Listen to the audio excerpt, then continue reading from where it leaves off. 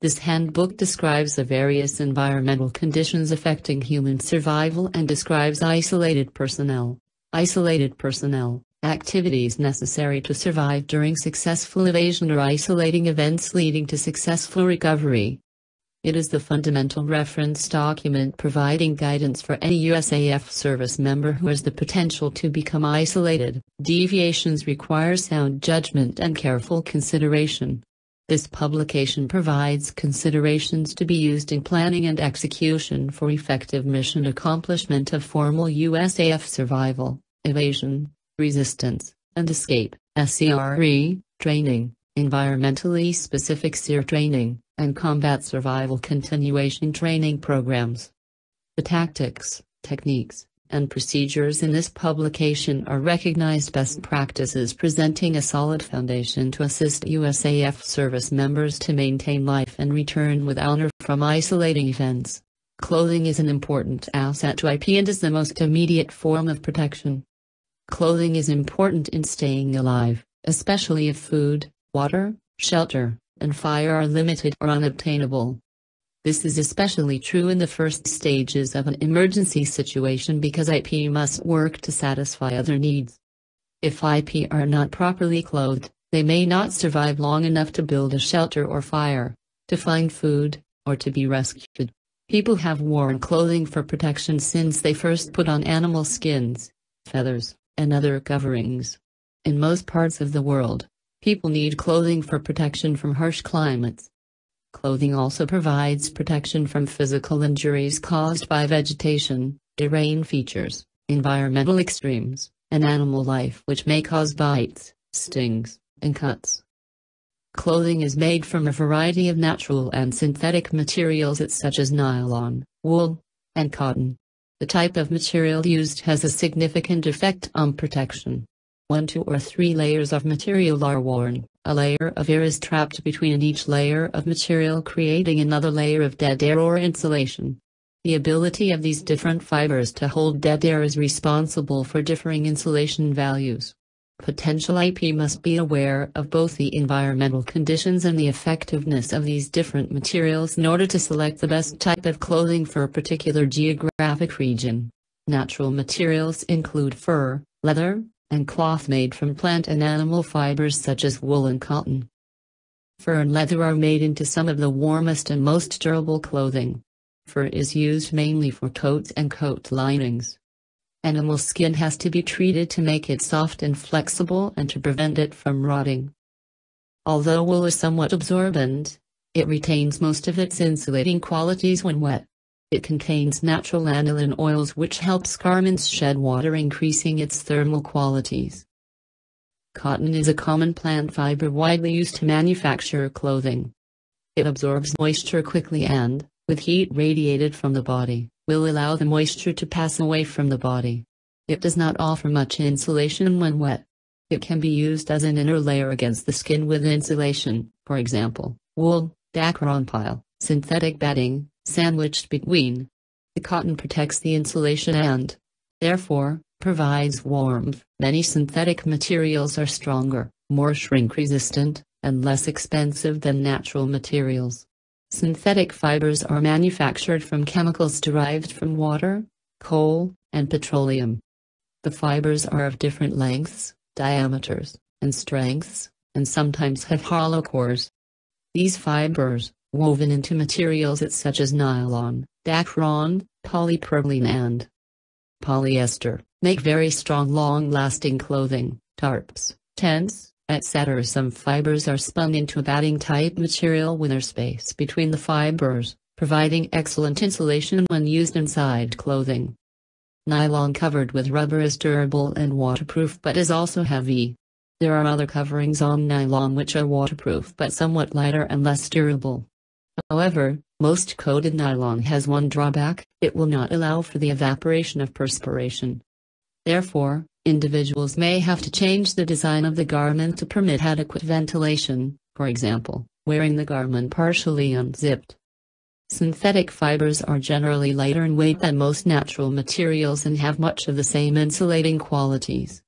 They work well when partially wet and dry out easily. However, They generally do not compress as well as down insulation. Many synthetic fibers should be protected from heat or open flames as they can melt or catch fire. There are also a variety of natural and synthetic insulating materials. Down is the soft plumage found between the skin and the contour feathers of birds. Ducks and geese are good sources for down.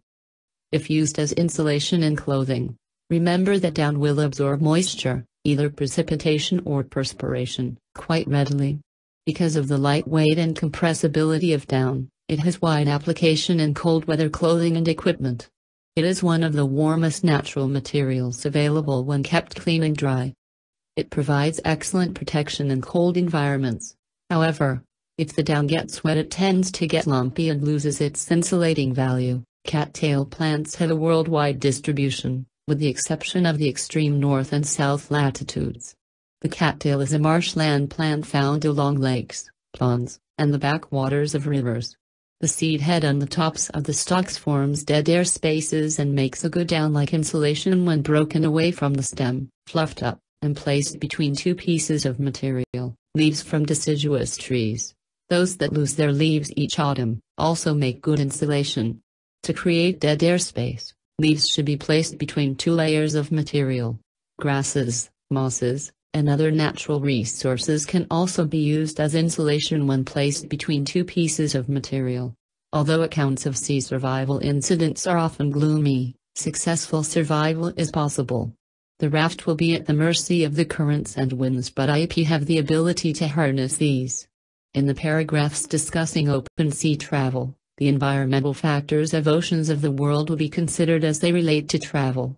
The techniques for individual water rescue and swimming are important for recovering injured IP and equipment. Additionally, the problem of submersion must be considered, as well as how the anti-exposure suit, life preservers, and life rafts can extend an IP's life expectancy. This is why an IP must be familiar with the individual rafts and raft procedures. The ultimate goal of an IP on the open seas is to be rescued. However, a second goal, if rescue is not made, would be to make it to land. Synthetic filaments such as polyesters and acrylics absorb very little water and dry quickly. Spun synthetic filament is lighter than an equal thickness of wool. It is also an excellent replacement for down in clothing since, unlike down, it does not collapse when wet. The nylon material in a parachute insulates well if used in the layer system because of the dead air space. Use caution when using the parachute in cold climates, as nylon may become cold soaked, that is, the nylon will take on the temperature of the surrounding air. People have been known to receive contact frostbite when placing cold nylon against bare skin. Consideration should be given to how well the material's fibers insulate from the heat or cold. This can be described in terms of its glow value, which is a relative measurement of the ability of insulation to provide warmth. The glow value is a numerical representation of a clothing ensemble's thermal resistance. 1 glow is defined as the amount of clothing required by a resting, sedentary person to be comfortable at ambient conditions where temperature is 70 degrees Fahrenheit, relative humidity is less than 50%, and wind velocity is just over half a mile per hour. However, the glow value alone is not sufficient to determine the amount of clothing required. Variables such as metabolic rate, wind conditions, and the physical makeup of the individual must be considered. The body's rate of burning or metabolizing food and producing heat varies among individuals. Therefore, some IP may need more insulation than others even though food intake is equal, and consequently the required glow value must be increased. Physical activity causes an increase in the metabolic rate and the rate of blood circulation through the body. When a person is physically active, less clothing or insulation is needed than when standing still or sitting. When the combination of temperature and wind drops the chill factor to -100 degrees Fahrenheit or lower, the prescribed glow for protecting the body may be inapplicable over a long period of time, without relief from the wind. For example, when the temperature is -60 degrees Fahrenheit, the wind is blowing 60 to 70 miles per hour, and the resultant chill factor exceeds -150 degrees Fahrenheit. Clothing alone is inadequate to sustain life. Shelter is essential. The physical build of a person also affects the amount of heat and cold that can be endured.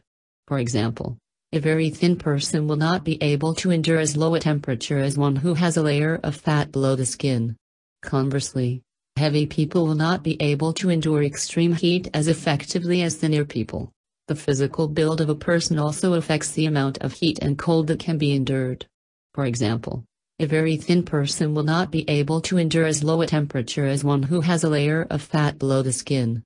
Conversely, heavy people will not be able to endure extreme heat as effectively as thinner people. The amount of clo value per layer of fabric is determined by the loft distance between the inner and outer surfaces, and the amount of dead air held within the fabric. Some examples of the clo values and some items of clothing include: this total amount of insulation should keep the average person warm at a low temperature. Comparing items 1 and 2 above shows that doubling the layer of underwear more than doubles the clo value. This is true for all layers of any clothing system. Therefore, one gains added protection by using several very thin layers of insulation rather than 2 thick layers.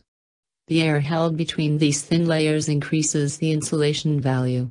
The use of many thin layers also provides, through removal of desired number of layers, the ability to closely regulate the amount of heat retained inside the clothing.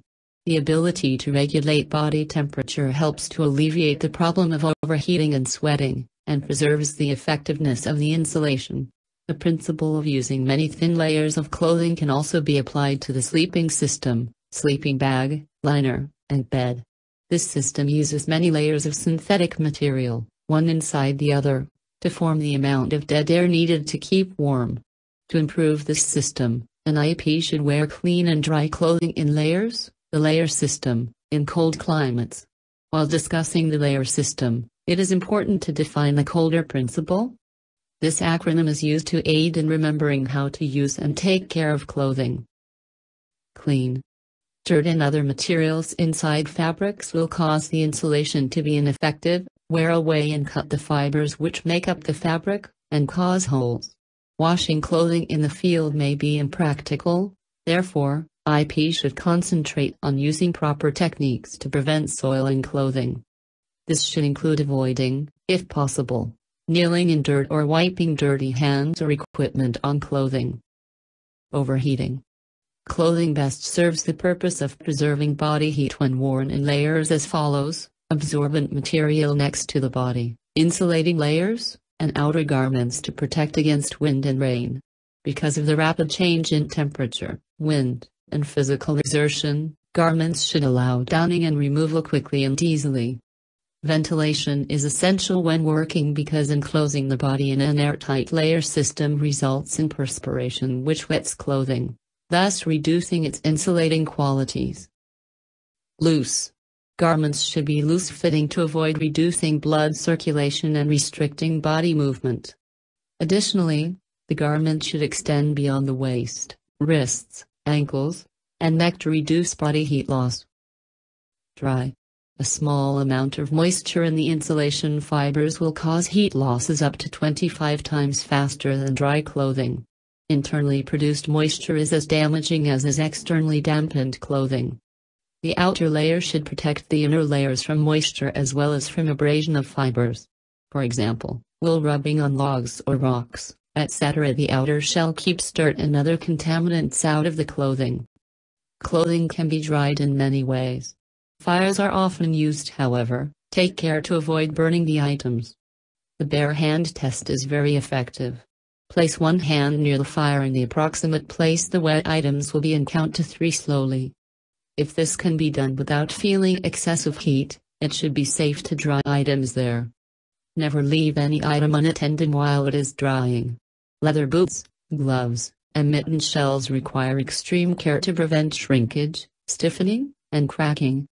The best way to dry boots is upright beside the fire, not upside down on sticks because the moisture does not escape the boot, or simply walk them dry in the milder climates. The sun and wind can be used to dry clothing with little supervision other than checking occasionally on the incoming weather and making sure the article is secure. Freeze drying is used in sub-zero temperatures with great success. Let water freeze on or inside the item and then shake, bend, or beat it to cause the ice particles to fall free from the material. Tightly woven materials work better with this method than do open fibers. Examine. All clothing items should be inspected regularly for signs of damage or soil. Repair.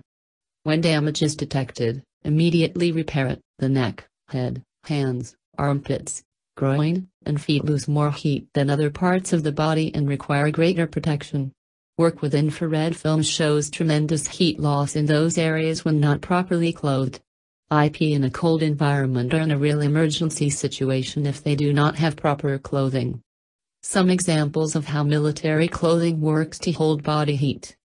Models wearing samples of aircrew with high appear as spectral figures in a thermogram, an image revealing differences in infrared heat radiated from their clothing and exposed skin. White is warmest, red, yellow, green, blue, and magenta form declining temperature scale spanning about 15 degrees, while black represents all lower temperatures. Almost the entire scale is seen on the model in boxer shorts. Warm, white spots appear on the underarm and neck. Only the shorts block radiation from the groin. Temperatures cool along the arm to dark blue fingertip far from the heat-producing torso. The addition of the next layer of clothing, fire-retardant long underwear, prevents heat loss except where it is tight against the body. As more layers are added, it is easy to see the areas of greatest concern are the head, hands, and feet. These areas are difficult for crew members to properly insulate while flying an aircraft. Mittens are ineffective due to the degraded manual dexterity. Likewise, it is difficult to feel the rudder pedal action while wearing bulky warm boots. These problems require inclusion of warm hats, mittens, and footgear, muckluck type, possibly located in survival kits during cold weather operation. Research has shown when a kilo value of 10 is used to insulate the head, hands, and feet and the rest of the body is only protected by 1 kilo, the average individual can be exposed to low temperatures, -10 degrees Fahrenheit, comfortably for a reasonable period of time, 30 to 40 minutes. When the amount of kilo value placed on the individual is reversed, the amount of time an IP can spend in cold weather is greatly reduced due to the heat loss from their extremities.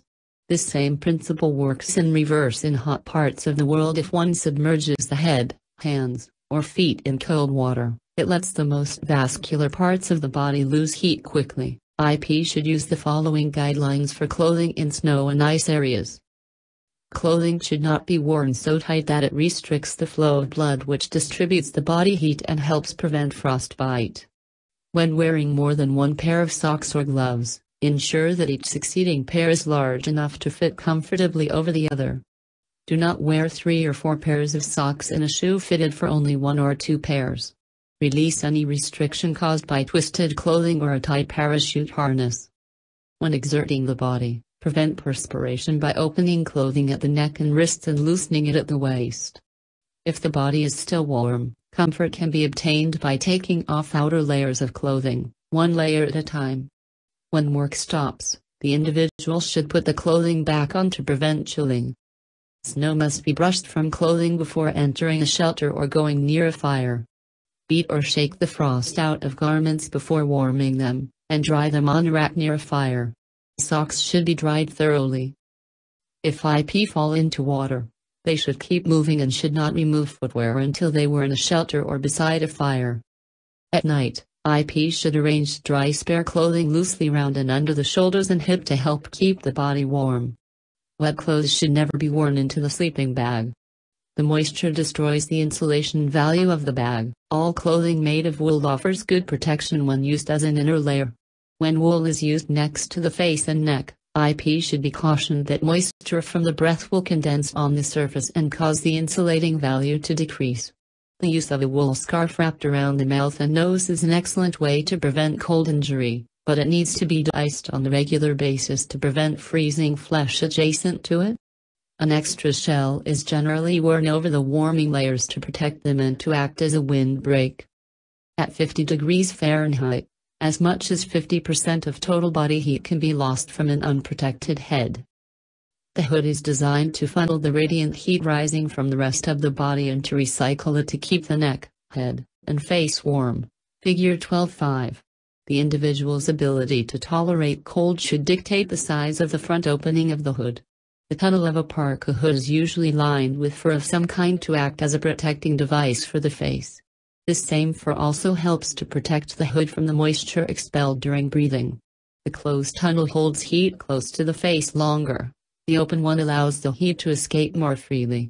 As the frost settles on the hair of the fur, it should be shaken from time to time to keep it free of ice buildup. Other headgear includes the watch cap, pile cap, and hood. These items are most effective when used with a covering for the face in extreme cold. The pile cap is extremely warm where it is insulated, but it offers little protection for the face and back of the neck. To help prevent sun or snow blindness, an IP should wear sunglasses, snow goggles, or improvise a shield with a small horizontal slit opening. 1 or 2 pairs of wool gloves or mittens should be worn inside a waterproof shell. If IP have to expose their hands, they should warm them inside their clothing. If boots are big enough, add insulation around the feet by using dry grass, moss, or other material. Footgear can be improvised by wrapping parachute cloth or other fabric lined with dry grass or moss for insulation. Felt booties and mucklucks with the proper socks and insoles are best for dry, cold weather. Rubber-bottom boot shoe picks with leather tops are best for wet weather. Mucklucks should not be worn in wet weather.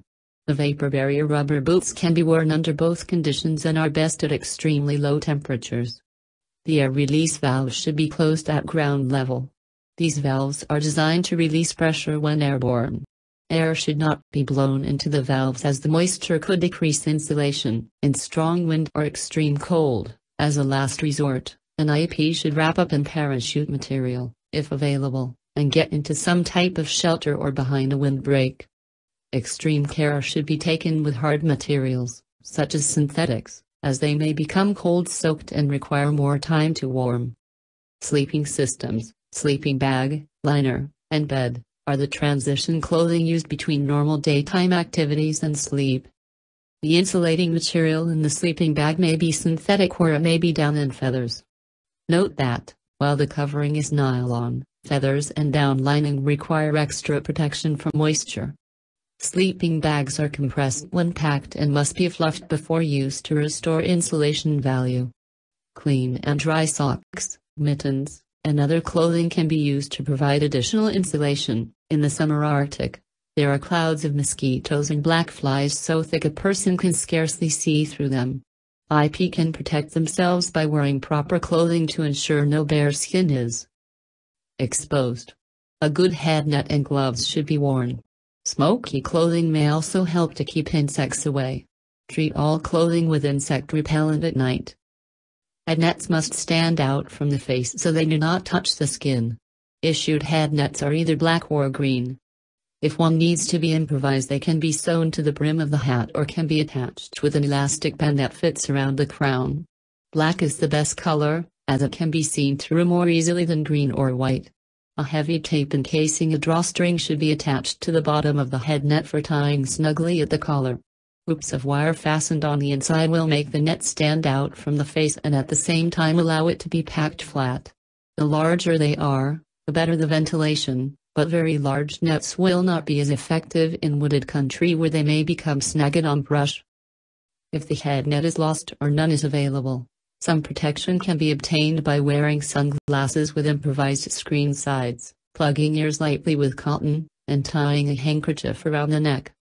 Gloves are a necessity where mosquitoes and flies are found in abundance, as in swampy areas. Gloves with a 6-inch gauntlet closing the gap at the wrist and ending with an elastic band halfway to the elbow are best. Cotton, Nomex work gloves are better than no protection at all, but mosquitoes will bite through them. Treating the gloves with insect repellent will help. Mosquitoes do not often bite through 2 layers of cloth. Therefore, a lightweight undershirt and long underwear will help. To protect ankles, blouse the bottoms of trousers around boots, or wear some type of leggings or gaiters. In cold oceans, IP must try to stay dry and keep warm. IP should put on any available extra clothing. If anti-exposure suits are not provided, drape extra clothing around shoulders and overheads. Clothes should be loose and comfortable. If wet, IP should use a wind screen to decrease the cooling effects of the wind. They should also remove, wring out, and replace outer garments or change into dry clothing if available. Hats, socks, and gloves should also be dried. An IP, who is dry, should share extra clothes with those who are wet. Wet personnel should be giving the most sheltered positions in the raft, and warm their hands and feet against those who are dry. For insulation, covering the floor with any available material will help. IP should huddle together on the floor of the raft and spread extra tarpaulin, sail, or parachute material over the group. If in a multi-place raft, canopy sides can be lowered. IP should exercise fingers, toes, shoulders, and buttock muscles. Performing mild exercises will help restore circulation, keep the body warm, stave off muscle spasms, and possibly prevent medical problems. IP should warm hands under armpits and periodically raise feet slightly and hold them up for a minute or two. They should also move face muscles frequently to prevent frostbite. Shivering is the body's way of quickly generating heat and is considered normal. However, persistent shivering may lead to uncontrollable muscle spasms. This can be avoided by exercising muscles. If water is available, additional rations should be given to those suffering from exposure to cold. IP should eat small amounts frequently rather than one large meal. The anti-exposure assemblies, both quick donning and constant wear, are designed for personnel operating in climatic cold climates where unprotected or prolonged exposure to the conditions of cold air or cold water as a result of ditching or abandoning an aircraft or vehicle would be dangerous or could prove fatal. The suit provides protection from the wind and insulation against the chill of the ocean. Exposure time varies depending on the particular anti-exposure assembly worn, the cold sensitiveness of the person, and survival procedures used. Some anti-exposure coveralls are designed for quick donning, approximately 1 minute, in emergencies. After ditching the aircraft or vehicle, the coverall protects the wearer from exposure while swimming in cold water, and from exposure to cold air, wind, spray, and rain. The coverall is a one-size garment made from waterproof nylon cloth. It has 2 expandable type patch pockets, an adjustable waist belt, and attached boots with adjustable ankle straps.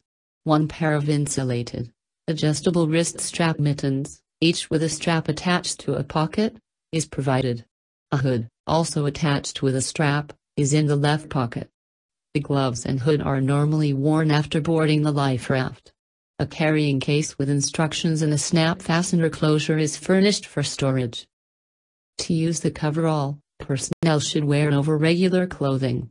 It is large enough to wear over the usual gear. Individuals with large boots, typically size 12 or over, should remove boots prior to donning the anti-exposure suit. IP should be extremely careful when donning the coverall to prevent damage by snagging, tearing, or puncturing it on projecting objects. After donning the coverall, the waistband and boot ankle straps should be adjusted to take up fullness. If possible, IP should stoop while pulling the neck seal to expel air trapped in the suit, figure 1210. When jumping into the water, they should leap feet first with hands and arms close to sides or brought together above the head.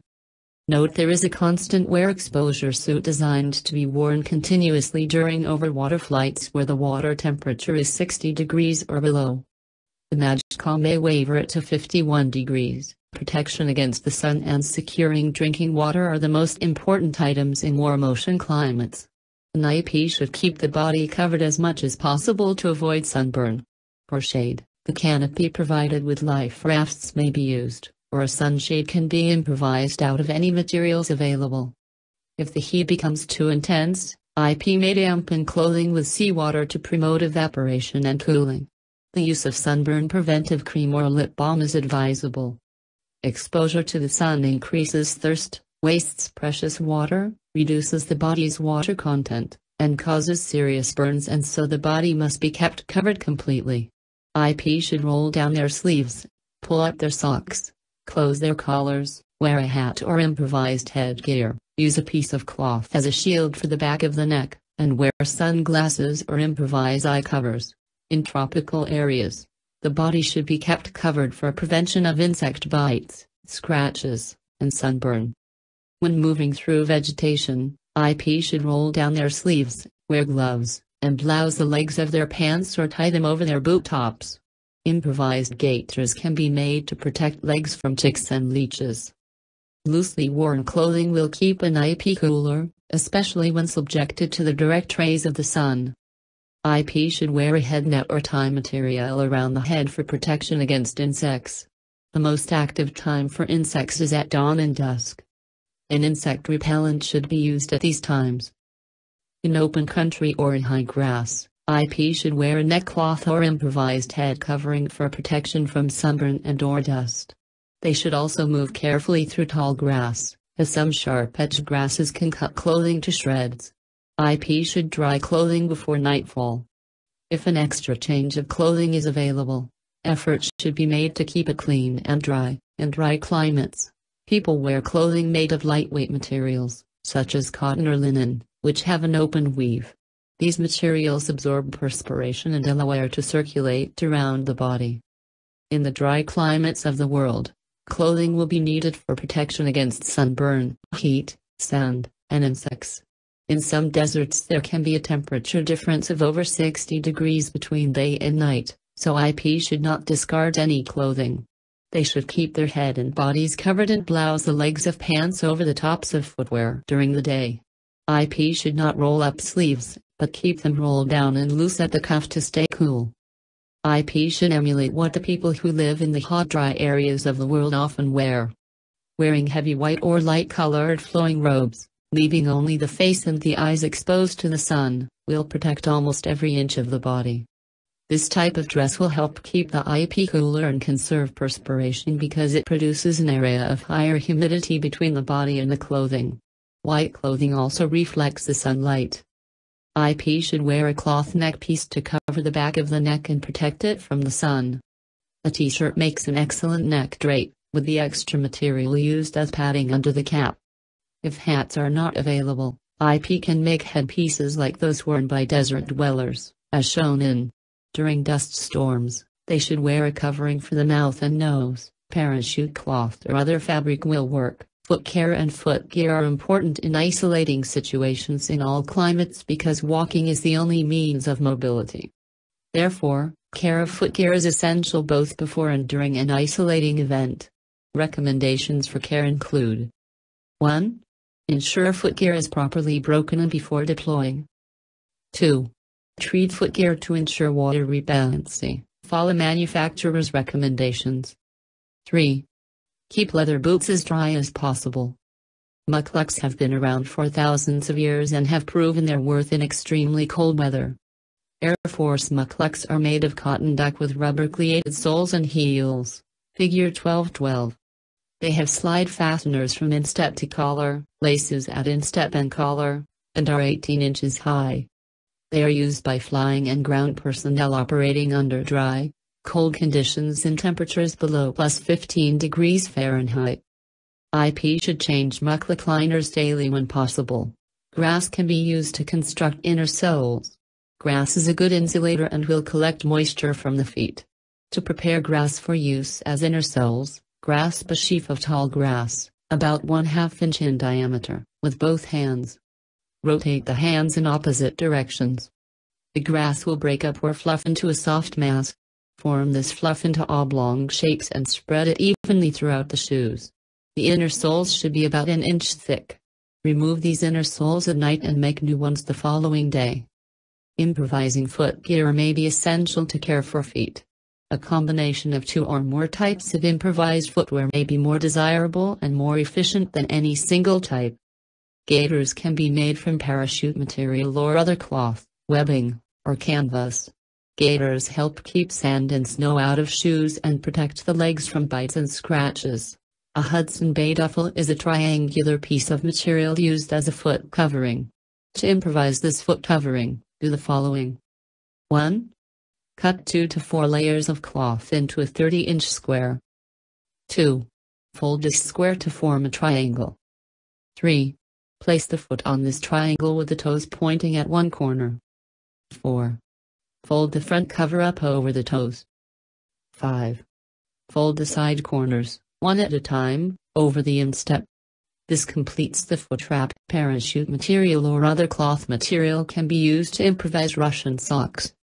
The material should be cut into strip approximately 2 feet long and 4 inches wide, and then wrapped bandage fashion around the feet and ankles. Socks made in this fashion will provide comfort and protection for the feet.